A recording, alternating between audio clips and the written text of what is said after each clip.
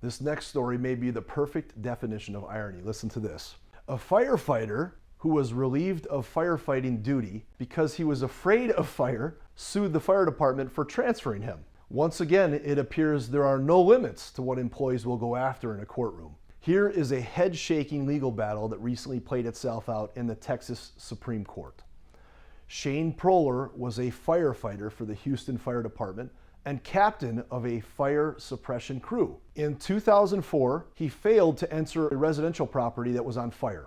2 years later, Proler once again failed to enter a home that was on fire after he had trouble donning his fire suppression gear, taking orders, and walking.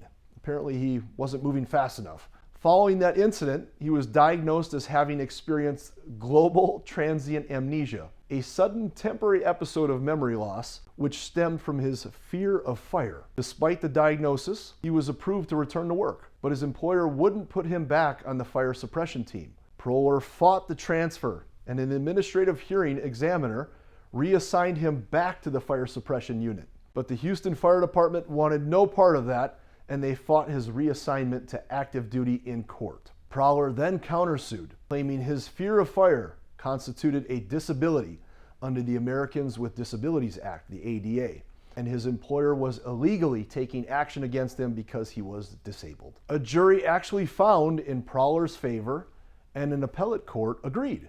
Proler was awarded $362,000 in attorney's fees and costs. Keep in mind, this is from 2004. His employer then took its case all the way to the Texas Supreme Court, which ruled that the Houston Fire Department couldn't have taken an illegal action against Proler due to a disability because he wasn't disabled.